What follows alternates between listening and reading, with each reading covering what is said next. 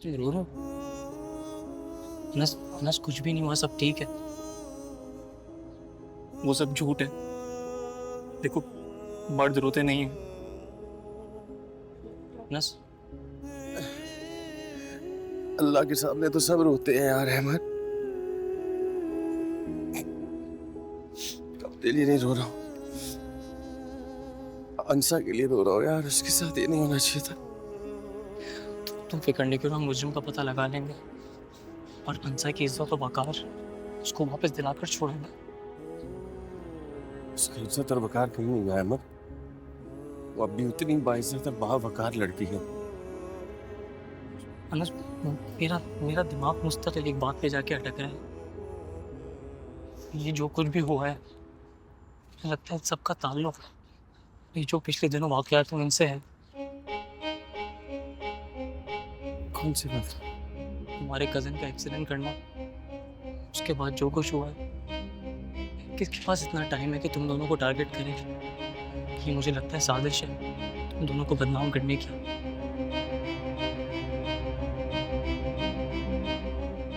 बहुत देर हो गई है, हमें चलना चाहिए। तुम्हें यूनिवर्सिटी भी जाना। मुझे तुम भी मेरे साथ यूनिवर्सिटी चल रहे हो ना? मैं कैसे जा सकता हूँ?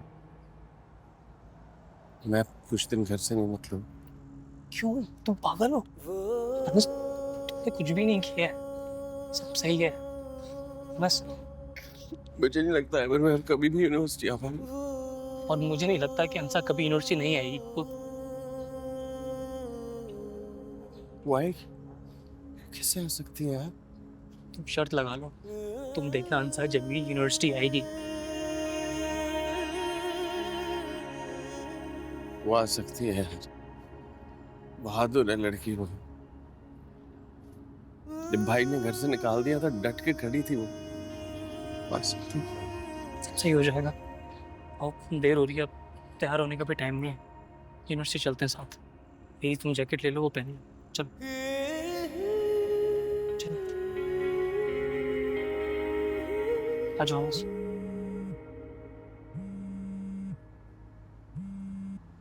हेलो। हेलो अहमर, बेटा तुम लोग कहाँ हो? अनस तुम्हारे साथ है? अब जी हम साथ ही हैं। उससे कहो फौरन अस्पताल पहुंचे, दादा बुला रहे हैं। अच्छा ओके।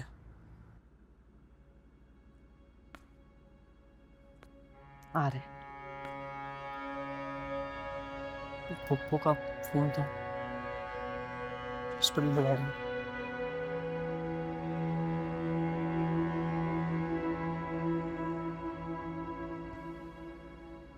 बहुत अच्छा किया है शायान ने, जो कुछ भी किया, जैसे भी किया। बल्कि इससे ज़्यादा करना चाहिए था अगर हो सकता था। तुम ठीक हो ना शायद? ठीक है, बस खाने पीने में थोड़ी तकलीफ है। अच्छा भला दफ़ा हो गया था, मेरे घर से चला गया था, अब्बू का बहाना करके फिर वापस आ गया। वो घर से कभी गया ही नहीं था, जाने की एक्टिंग कर रहा था बस।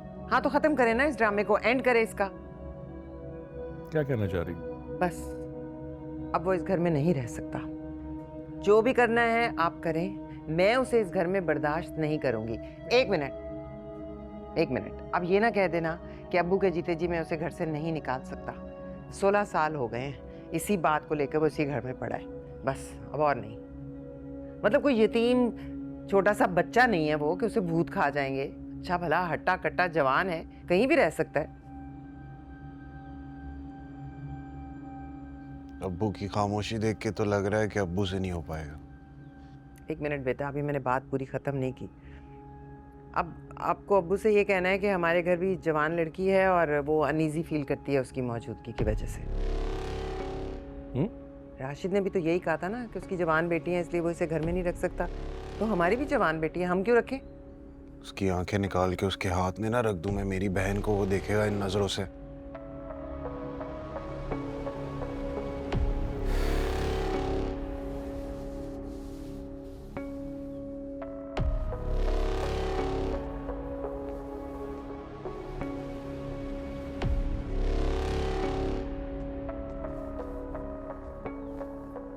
आपने मुझे पहले क्यों नहीं बताया? एक मिनट ना, मुझे बताओ क्या ख्याल है तुम्हारा?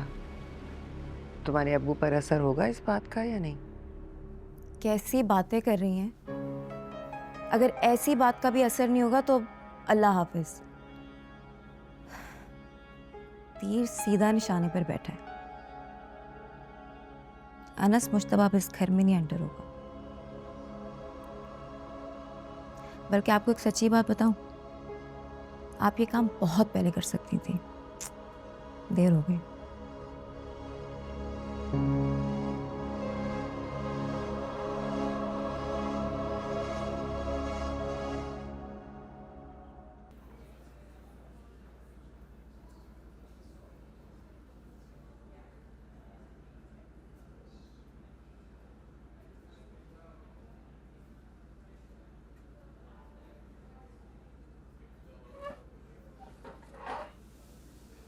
दादा मैं आ गया हूँ। लेटे रहते तबीयत खराब होगी। मुझे छोड़ तुम कहाँ चले गए थे? हाँ?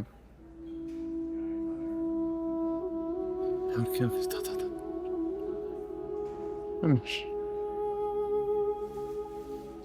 कौन अपने घर को छोड़कर कौन जाता है? मेरा घर तो नहीं है।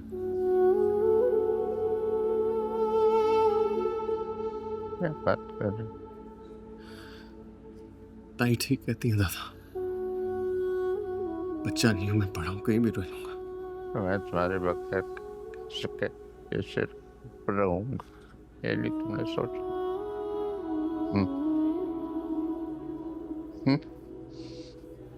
तुम्हारे बगैर कैसे रहूंगा? तुम्हें मुझे कब्र में उतारोगे, समझ आई? कहीं नहीं जाएगा तुम। बस घर नहीं जाऊंगा दादा। मार ले, डांटे, जो मर्जी करे, मैं उस घर में नहीं जाऊंगा। क्या कह रहे हो ये तुम अनस? प्लीज